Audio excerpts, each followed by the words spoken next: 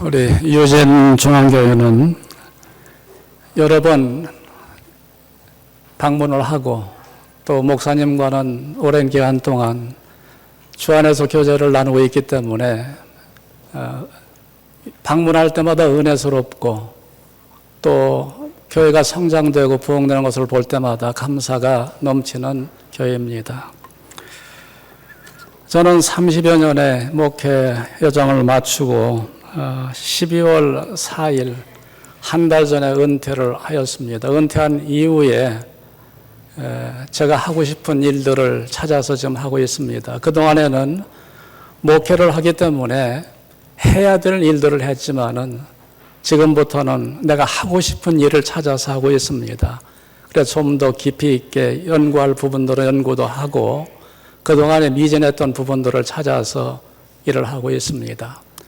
그 중에 하는 일 중에 하나가 무엇인가 하면은 새벽에 일어나면은 전에는 새벽 기도회가 바빠가지고 글을 쓸 수 있는 시간이 좀 없었습니다. 그래서 말씀 준비하고 또 말씀을 전하고 또 집에 들어와서 또 신방하고 목회에 전념을 하다 보니까 제가 하고 싶은 글을 쓰지를 못했는데 요즘은 일어나면은 가장 먼저 하는 일이 제 마음을 솔직하게 표현하는 일을 하기로 했습니다. 그래서 아침에 일어나면은 그 시간이 얼마가 걸리는지 모르지만은 마음에 있는 것이 나올 때까지 글을 씁니다. 그래서 빠지지 않고 하루에 긴 것도 좋고 짧은 것도 좋고 제 마음 속에 있는 표현을 하다 보니까 그게 제 자신을 돌아보는 데 큰 유익이 되고 있습니다. 그래서 그렇게 시간을 보내고 또 나머지 시간들은 제가 또 공부하기를 원했던 부분들을 또 찾아서 공부를 하면서 또 교회가 주어지면은 또 선교를 나가서 봉사를 하든 아니면은 다른 일을 하든 주님의 일을 위해서 하기로 힘쓰기로 이렇게 준비 중에 있습니다. 오늘 목사님 또 불러주시고 우리 성도님들 주 안에서 만나게 돼서 반갑습니다. 오늘 말씀을 어떤 말씀을 전해야 될까 기도하는 가운데 이상적인 교회라는 제목을 잡게 되었습니다. 하나님께서 기뻐하시고 원하시는 교회는 과연 어떤 교회일까를 생각을 했습니다. 하나님은 완전한 교회를 찾지 아니하시고 이상적인 교회를 찾으신다는 사실을 알게 되었습니다. 세상에는 완전한 교회는 없습니다. 왜냐하면 죄인들이 모여서 함께 신앙생활을 하기 때문에 세상에는 완전한 교회는 없습니다. 그러나 하나님께서 기뻐하시는 교회의 모습은 우리가 세워갈 수가 있습니다.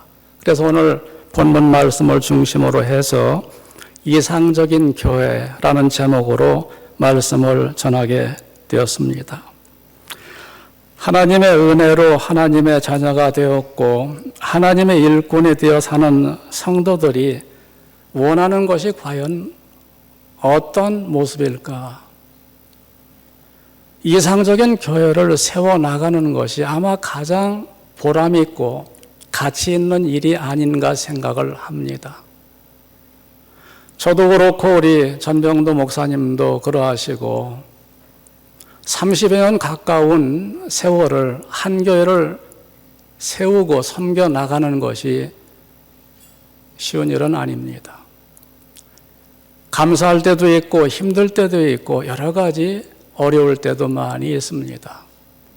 저는 개인적으로 교회가 막 부흥되고 성장이 되어 나가는 과정 속에서 저희 집사람이 뇌출혈로 쓰러져서 21년의 세월을 투병중에 있으면서 함께 교회를 세워 나왔습니다. 가정에 몸이 아픈 분들이 계시는 분들은 경험을 하실 것입니다. 얼마나 제한되고 힘든 생활을 하는지를 아실 겁니다. 목회자도 예외는 아닙니다. 목회를 하면서 집사람이 몸이 불편한 이런 상황 속에서 21년 동안 신앙생활을 하고 교회를 섬기는 가운데 저는 어려움 속에서 하나님의 크신 은혜를 많이 경험을 했습니다. 이런 고난 속에서 하나님이 교회를 허락하셨고 성전 구입을 하는 일과 그리고 함께 교회를 세워나가는 가운데 어려운 환경에 처해 있을 때에 하나님은 때를 따라서 은혜를 베풀어 주셨습니다. 믿음의 동역자들을 보내주셨고 성도들이 힘을 합하여서 교회를 섬겨나갈 때에 늘 감사가 있었습니다. 저는 늦게 목회를 시작을 하였기 때문에 84년도에 신학을 시작을 해서 제가 32살에 신학교에 들어가서 공부를 하게 되었고 그 이후에 교회를 섬기면서 목사 안수 40이 되어서 목사 안수를 받았고 목사 안수 받은 이후에 30여 년의 세월을 한 교회에서 섬기며 은퇴를 하게 되었습니다. 이런 모든 과정을 겪으면서 저는 부족한 것이 참으로 많았습니다. 이상적인 교회가 어떤 교회가 이상적인 교회인가? 주님이 기뻐하시고 원하시는 교회보다는 세상적인 부흥하고 발전하는 교회들을 바라보면서 어떻게 하면은 우리 교회도 저렇게 부흥되고 성장이 될 수 있을까라는 데에 관심이 집중되고 있었습니다. 근데 세월이 지나면서 느끼는 것이 있습니다. 그것은 우리 한인들이 제한되어 있는 지역들, 한국에서도 농촌 지역이라든지 아니면 섬 지역이라든지 사람이 많지 않은 지역에 가서 교회의 수적인 부흥을 이룬다 하는 것은 사실 불가능한 일입니다.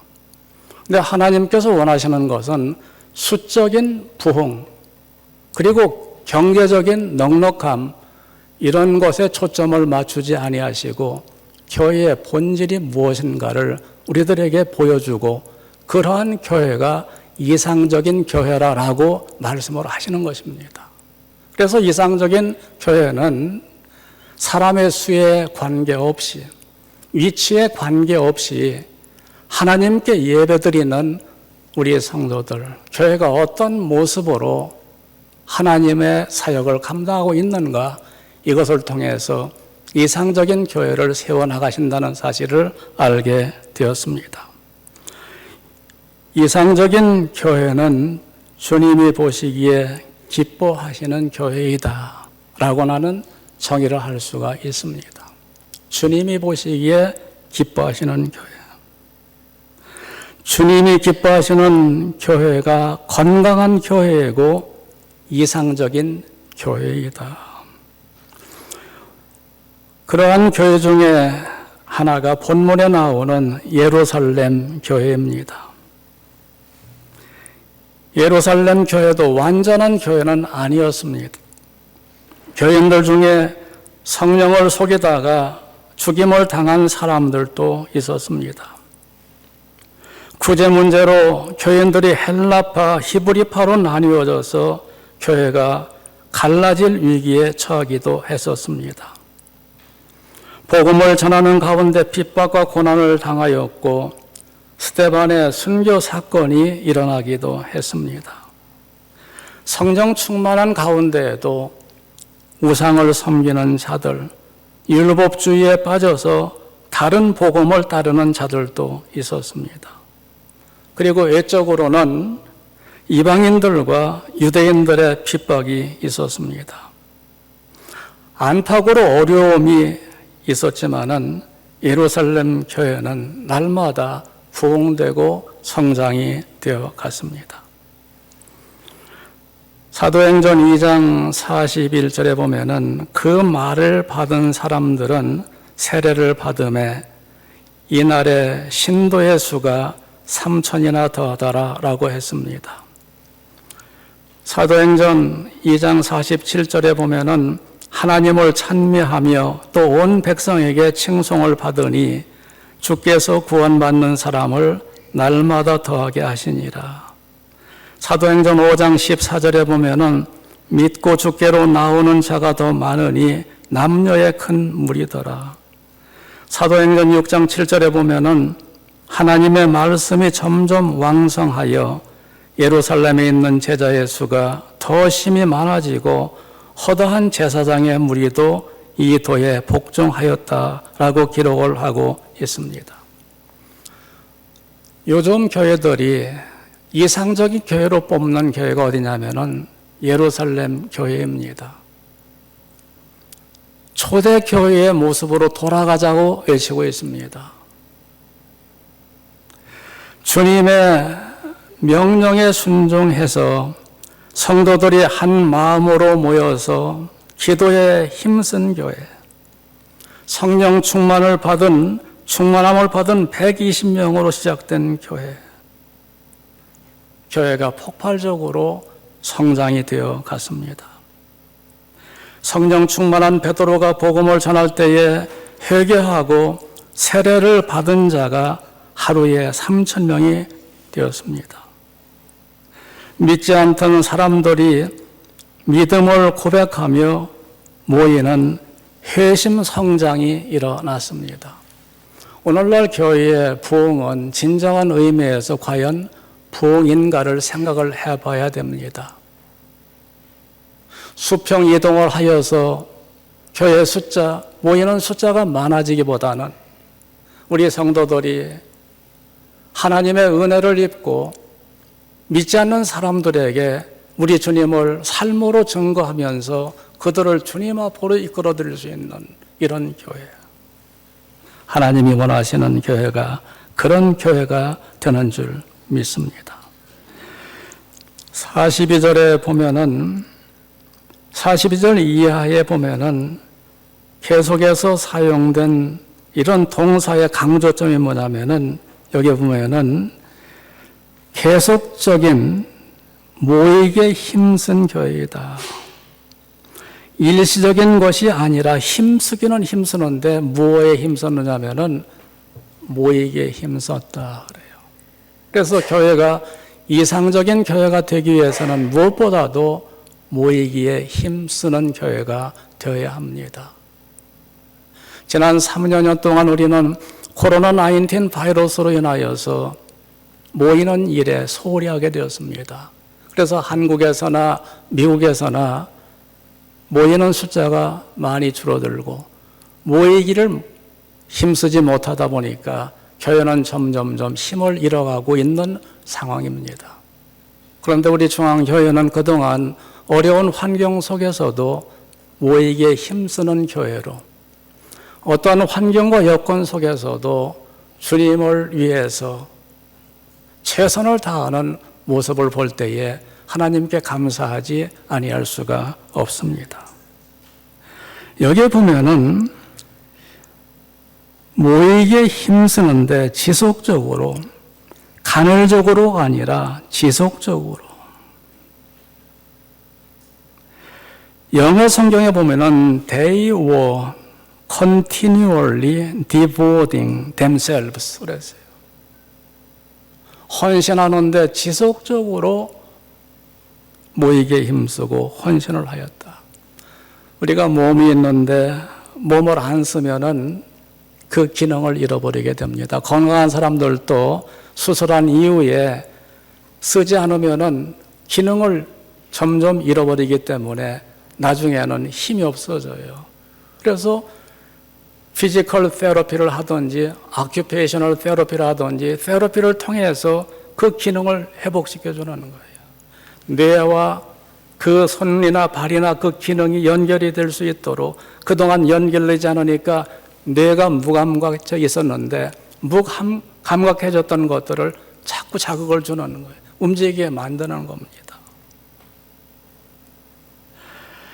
신앙생활도 마찬가지입니다. 성령 충만을 받는 것도 중요하지만은 그것을 기도와 말씀으로 늘 무장을 하고 하나님 말씀에 순종하고 성령 충만을 유지하는 것은 너무나 소중합니다. 지속적이고 활동적인 신앙생활을 해야 됩니다.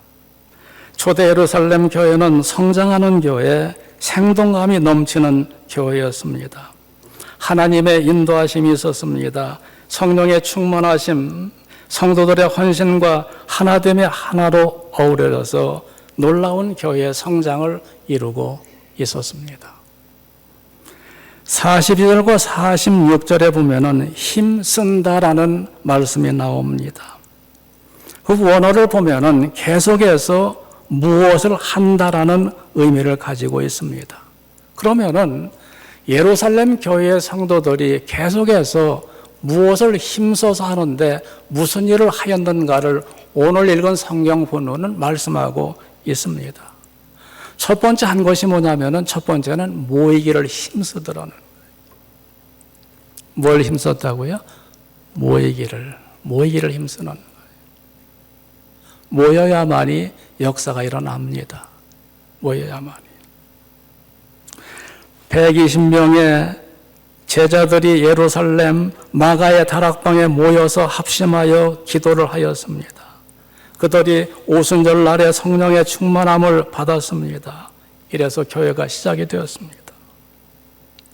이럴 때 사도들로 말미암아 기사와 표적이 나타나는 겁니다. 초대교회 사도들이 기사와 표적을 나타냄으로 말미암아 증거하는 것이 뭐냐면은 예수님이 하나님의 아들이심을 보여주는 거예요.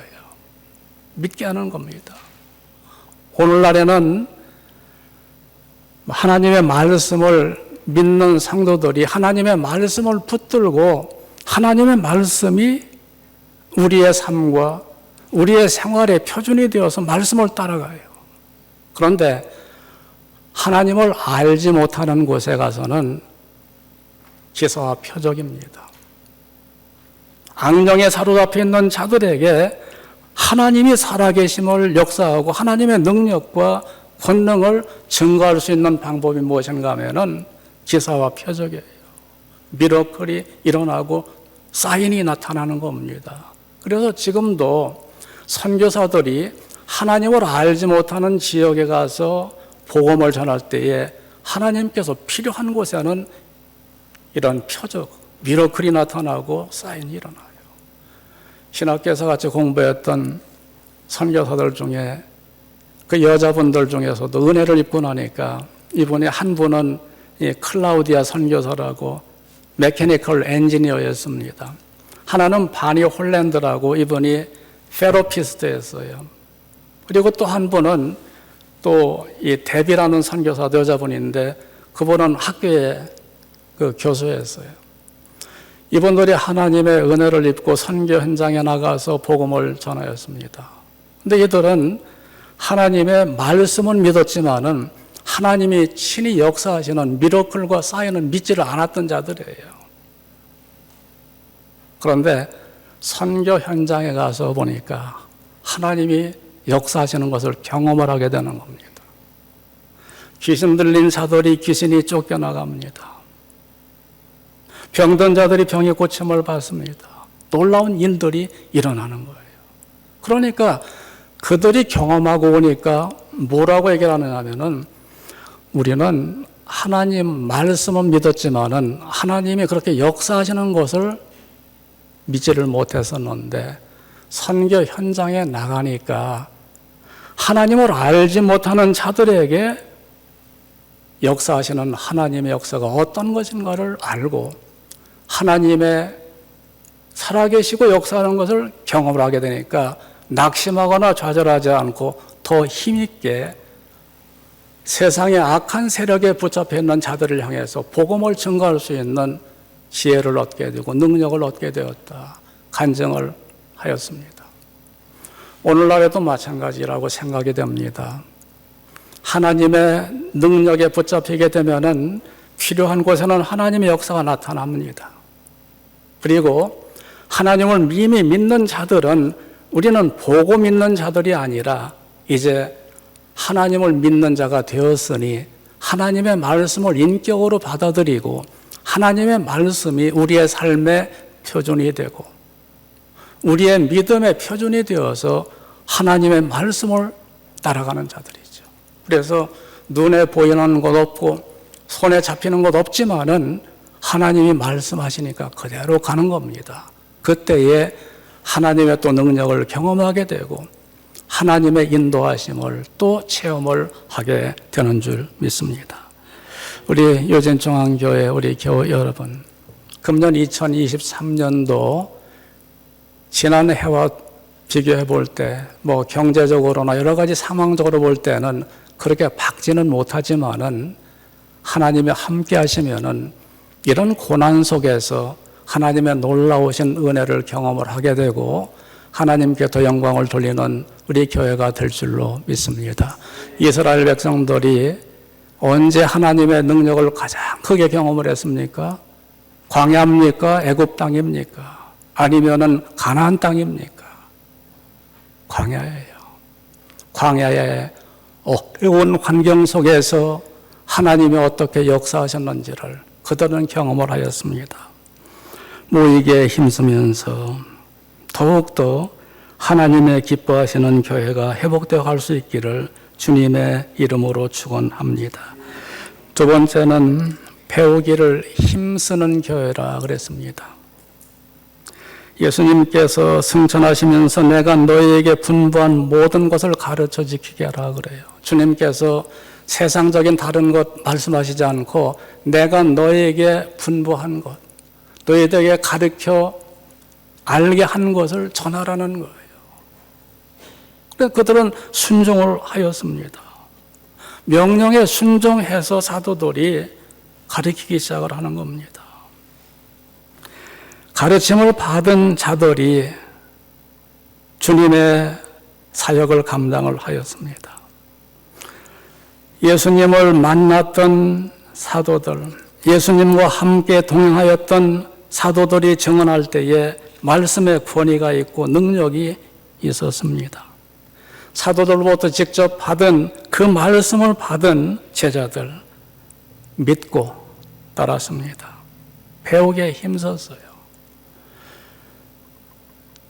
저희 교회는 우리 유진중앙교회와 마찬가지로 세 가지를 늘 중심에 두었어요. 하나님 중심, 그 다음에 성경 중심, 세 번째는 교회 중심.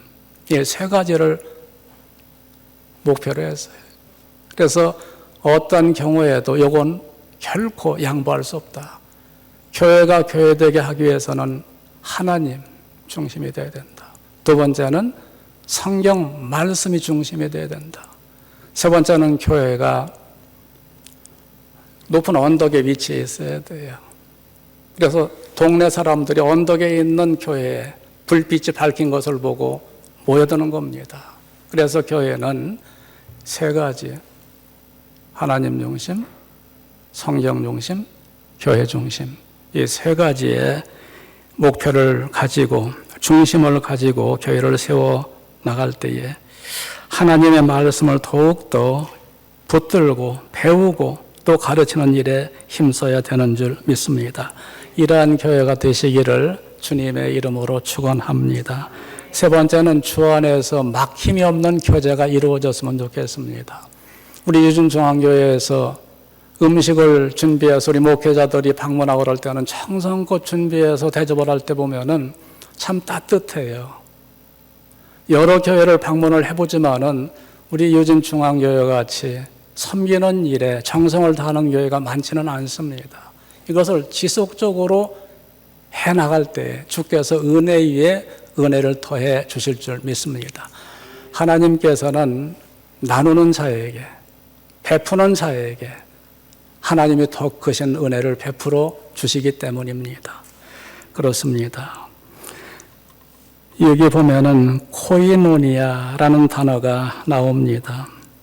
신약에서 19번 사용이 되는데 여기 보면은 연합, 교제, 가까운 관계, 구제, 참여, 나눔 등의 포괄적인 의미를 가지고 있습니다. 믿음의 공동체는 성도들 간에 그리스도 안에서의 막힘이 없는 교제가 이루어져야 됩니다. 금년 2023년에는 더욱더 우리 모든 성도들이 막힘이 없는 교제로 하나님께 기쁨과 영광을 돌려드릴 수 있는 교회가 되시기를 주님의 이름으로 축원합니다. 네 번째는 예배에 힘쓰는 교회라고 그랬습니다. 예배에. 초대교회에서 떡을 뗀다는 것은 단순히 밥을 먹는 것 이상의 의미입니다. 예배를 드리는 거예요. 우리가 세례식을 하고 성만찬을 거행할 때에 주님의 살과 피를 나누는 겁니다. 주님의 삶을 나누고 주님의 생명을 나누고 주님의 가르치심을 기억을 하고 주님 중심으로 나아가는 거예요. 교회는 교회의 머리가 예수님이기 때문에 우리는 예수님께 초점을 맞춰야 되지 않습니까? 그래서 예수님이 기뻐하시는 예배가 과연 무엇일까? 하나님께서 원하시는 예배가 무엇일까?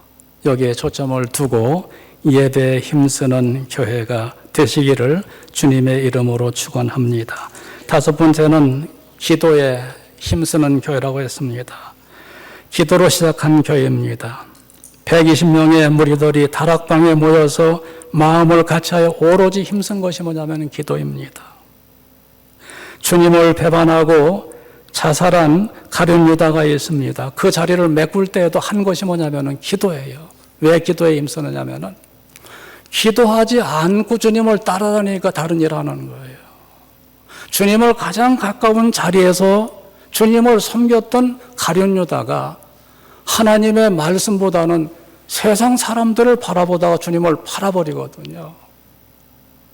우리가 열심을 내는 것도 중요하지만은 주 안에서 열심을 내는 것이 너무나 소중한 줄 믿습니다. 그래서 주 안에서 열심을 내기 위해서는 무엇보다도 예배에 최선을 다해야 돼요.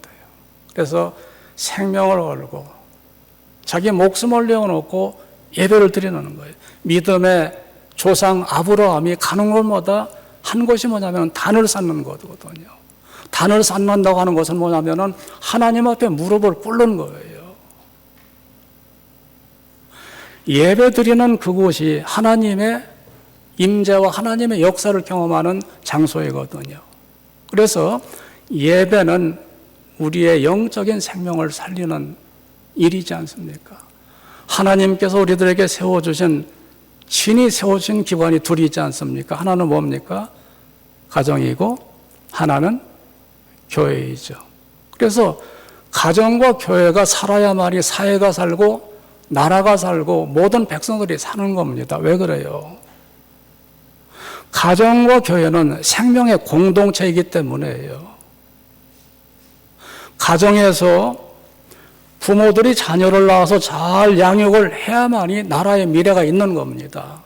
그런데 하나님의 말씀을 떠나가지고 가정을 무너뜨리는 일들이 요즘 많이 일어나고 있습니까? 일어나지 않고 있습니까? 동성간에 결혼해가지고 아이의 출산을 막아버리는 것이 오늘날의 현상이지 않습니까? 모습이지 않습니까?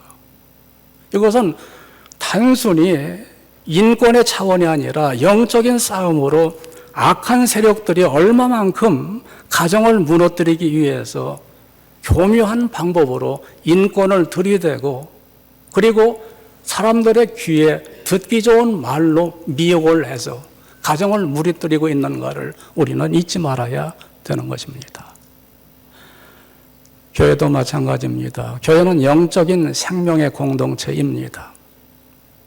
육적인 생명의 공동체, 영적인 생명의 공동체인 가정과 교회가 회복이 되어야만이 사회의 미래가 있고 나라의 미래가 있는 것입니다. 살아야 됩니다. 결코 양보해서는 안 됩니다. 우리가 기도에 힘쓰는 교회가 될 때에 주님께서 이런 악한 영향력, 악한 생각들을 막아 주실 줄 믿습니다. 여섯 번째는 섬기기에 힘쓰는 교회라고 그랬습니다. 믿는 사람들이 다 함께 있어 모든 물건을 서로 통용하고 또 재산과 소유를 팔아서 각 사람의 필요를 따라 나눠 주었습니다. 각 사람의 형편과 처지를 따라 나눠 주었습니다. 사랑을 나누는 겁니다. 사랑이 무엇인가라고 정의를 해보라고 하면은 사랑의 정의가 쉽지를 않습니다. 그래서 저도 말씀을 전하면서 사랑이 무엇인가 성경은 사랑은 뭐라고 그래요?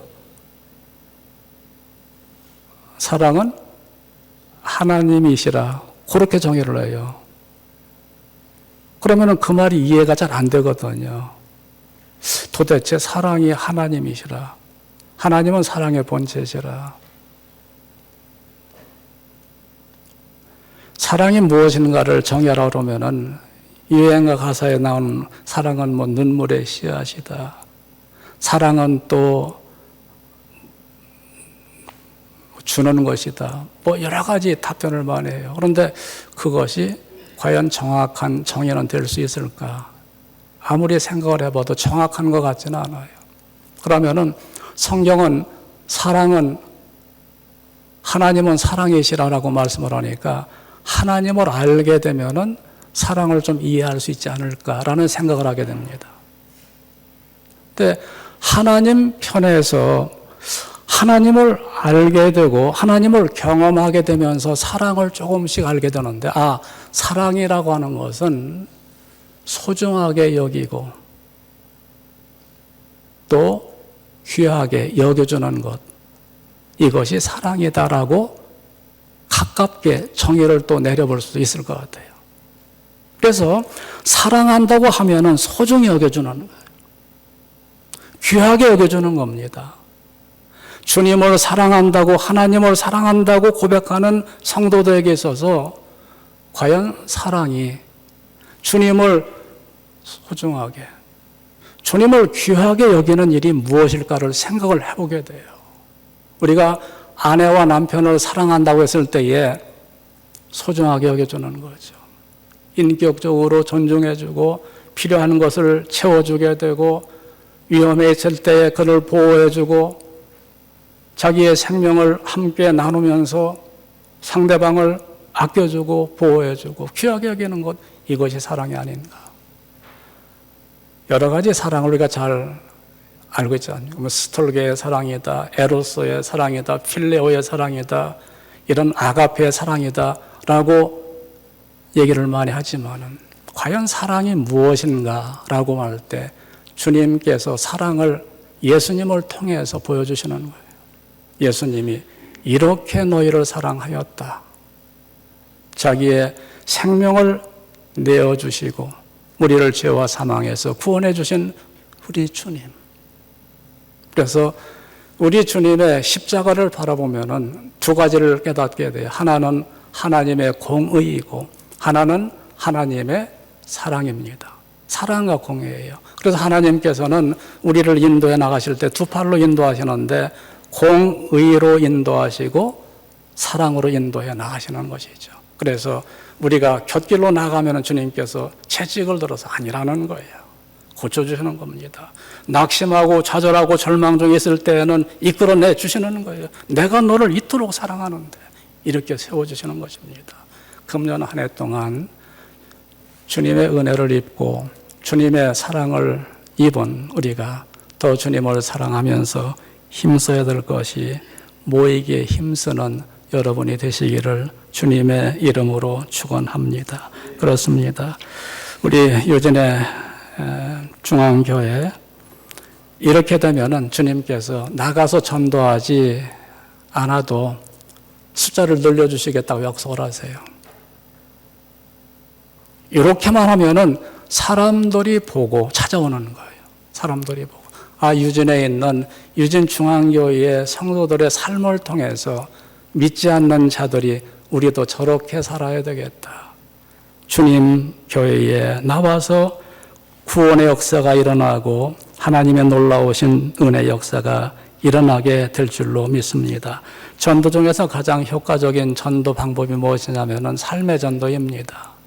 밖에 나가서 가가호 방문하지 않아도, 그리고 밖에 나가서 가두 전도를 하지 않아도 우리 성도들이 초대교회에 나와 있는 그 성도들의 모습을 본받아서 우리가 이상적인 교회로만 세워 나간다면은 주님께서 믿지 않는 자들을 보내주시고 또 구원의 역사가 일어나고 2023년도에는 전보다 더욱더 놀라우신 하나님의 은혜 역사, 능력의 역사가 함께 하실 줄 믿습니다. 그렇게 될 때에 하나님께서 영광을 받으시는 것입니다. 교회의 부흥을 통해서 백성들이 칭송을 받으니까 그 칭송이 누구에게 영광이 돼요? 누구에게? 하나님께요. 자녀들이 잘 되면은 부모님께 영광이거든요. 그래서 자녀의 성공은 부모의 면류관이 되는 겁니다. 그래서 자녀들이 반듯하게 잘 자라서 다른 사람들에게 칭찬을 받을 때에 부모가 함께 그 기쁨에 참여하게 되지 않습니까? 우리 성도들이 금년 한 해 동안 하나님을 더욱더 사랑하고 하나님 말씀에 순종해서 믿음으로 꼭 승리하는 우리 모두가 되었으면 좋겠습니다. 건강의 비결은 적당히 먹고 골고루 먹는 겁니다. 그렇죠? 그동안에 우리 전 목사님을 통해서 여러분들은 쌀밥, 맛있는 반찬을 통해서 많은 영적인 양식을 얻었습니다. 저는 오늘 잡곡밥이에요. 잡곡밥 준비해가지고 이런 기회가 저한테는 많이 주어지지 않는 거기 때문에 제가 평소에 느꼈던 것들을 이렇게 많이 전해드리기 때문에 요것저것 섞었습니다. 그래서 잡곡밥을 드리는데 그 중에서 필요한 영양분이 있습니다. 그걸 챙기시는 거예요. 그래서 건강의 비결은 편식을 하면 안 돼요. 골고루 해야 됩니다. 오늘 말씀드린 7가지를 골고루 잘 챙겨가지고 내가 어느 쪽으로 너무 편식을 하고 있지는 않은가 생각을 하는 거예요. 성령 역사를 강조하다 보면은 늘 병 고치는 역사, 어떤 이적 기사를 쫓아가는 사람도 있고 그걸 반대하는 사람은 그걸 무시하면서 다른 쪽으로 가는 사람들도 있습니다. 그런데 성경에 나오는 말씀대로 편식하지 말고 골고루 폭넓게 이걸 받아들여야 돼요. 그리고 소화를 시켜야 됩니다. 내 것으로 만들어가지고 교회를 섬겨 나갈 때에 균형 있는 교회, 그리고 이상적인 교회가 될 줄로 믿습니다. 세계의 그 모든 교회들이 가능한 것을 주님께서는 말씀을 하세요. 이상적인 교회는 어느 교회나 이상적인 교회가 될 수가 있습니다. 그렇죠? 그래서 우리가 금년 2023년도에 우리 모든 우리 유전중앙교회 성도 여러분, 교회 여러분들께서 이상적인 교회를 세워나감으로 말미암아 하나님께 영광을 돌려드릴 수 있는 교회 여러분이 되시기를 주님의 이름으로 축원합니다. 우리 기도하겠습니다. 감사하신 아버지 하나님, 부족한 영을 불러주셔서 하나님의 말씀을 대안하게 하심을 감사드립니다. 전한 하나님의 말씀이 우리 마음에 자리 잡게 하시고 또 싹이 나고 열매가 맺힐 수 있도록 역사해 주옵소서. 예수님의 이름으로 감사하오며 기도드리옵나이다. 아멘.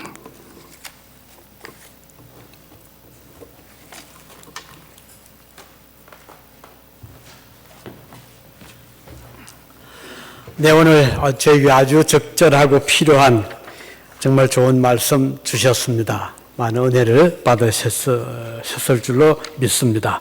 우리 찬송가 부르실 때 212장, 구찬송가는 347장을 부르시겠습니다.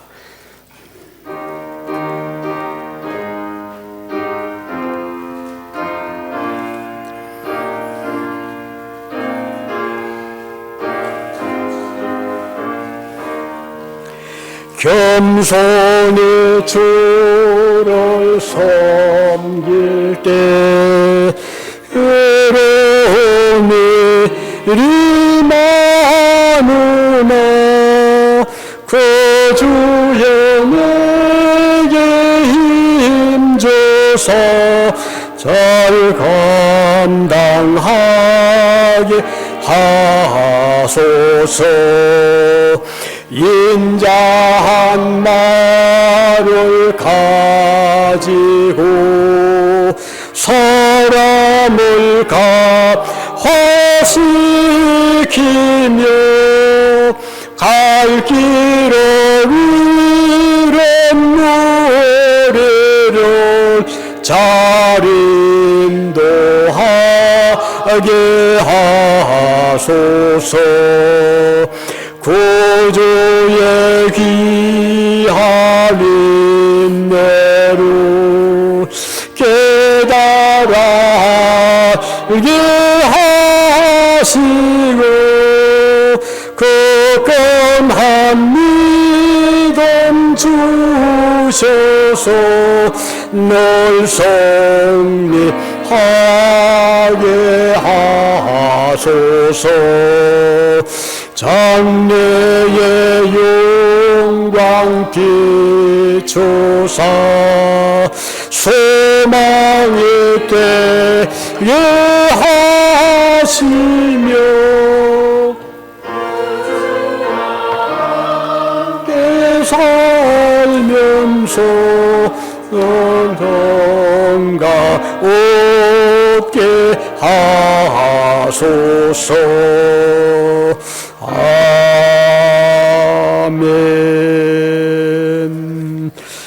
네, 11조원금 이병철 송윤희 집사님 가족 12회 1조 한결같은 믿음 주시옵소서 하는 기도와 함께 조태인 조성희 권사님 가족 11조원금 김찬희 김솔 집사님 가족 범사에 감사합니다. 유기현 장로님 하나님 은혜 감사합니다. 강대진 이경희 집사님 가족 주일원금 배수현 집사님 이재찬 다솔 집사님 가족 주일원금 박상혁 박종미 집사님 가족 주일원금 김성윤 이재미 집사님 가족 최종숙 권사님 주일원금 유성일 목사님 신비리 선교사님 가족 주일원금 김찬희 김솔 집사님 가족 송정현 군 안창복 집사님 주일원금 해주셨습니다. 감사드립니다.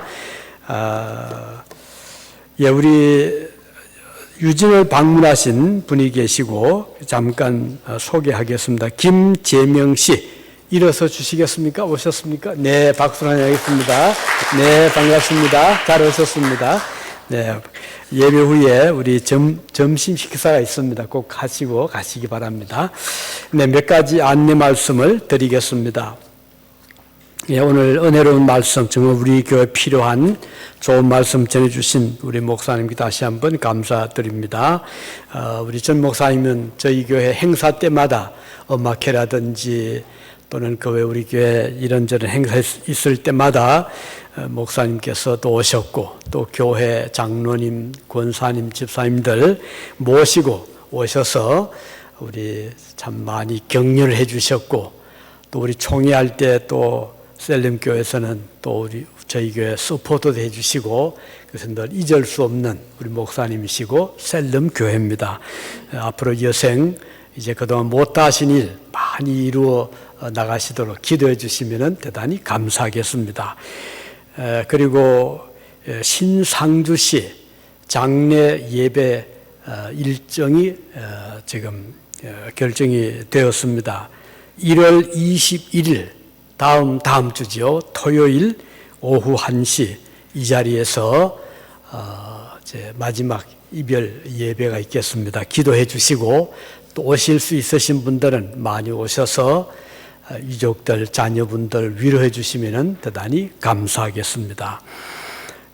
그리고 그러니까 21일은 장례 예배고 그 전날 20일은 저희 교회가 유오보 대학생들 점심 식사 저희가 맡았습니다. 기억하시고 기도 많이 해주시고요. 또 그날 시간이 되시는 분들은 좀 몇 분 나오셔서 오전 9시부터는 저희 교회에서 10시까지 열심히 이제 음식 준비를 합니다. 그리고 이제 현장에 학교 앞에 가서는 11시부터는 또 저희가 이제 그 학생들에게 직접 음식을 떠서 이렇게 나누어 주는 그런 일을 하거든요. 그래서 9시에 교회를 못 오시는 분들은 바로 그쪽으로 10시 반 정도까지 오시면 그쪽에서 이제 준비도 하고 하겠고, 그러나 여기도 몇 분이 꼭 필요하거든요. 한 서너 분 정도 이리 와 주시면 대단히 감사하겠습니다. 예, 그러면은 우리 잠깐 같이 기도하시겠습니다. 자비로우신 주님 감사드립니다. 오늘 이상적인 교회가, 주님이 기뻐하시는 교회가 어떤 교회인가를 예루살렘 초대 교회를 통해서 저희들에게 말씀해 주셨습니다.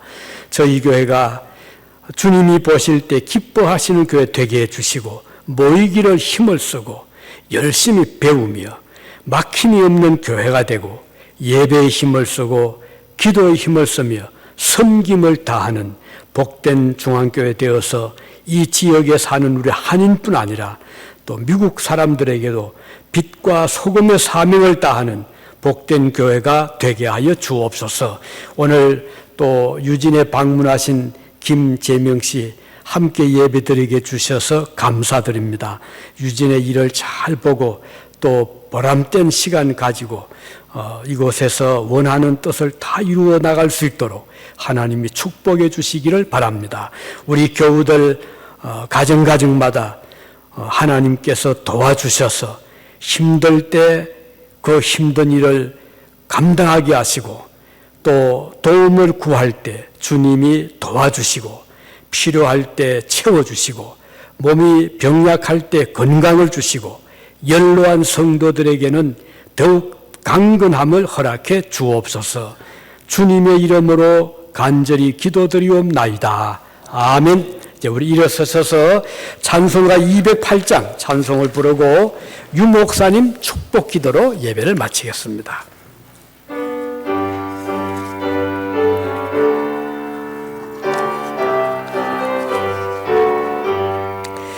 내 주의 나라와 주 계신 성전과 피 흘려 사신 교회를 늘 사랑합니다.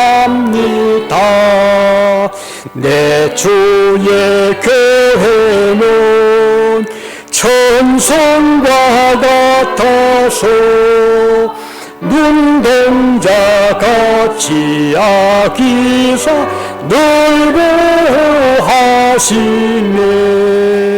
이 교회 위하여 눈물과 기도로 내 생명 다하기까지 늘 봉사합니다.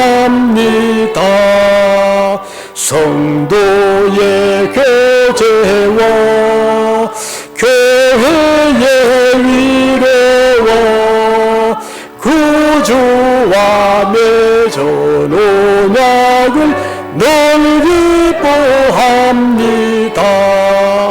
하늘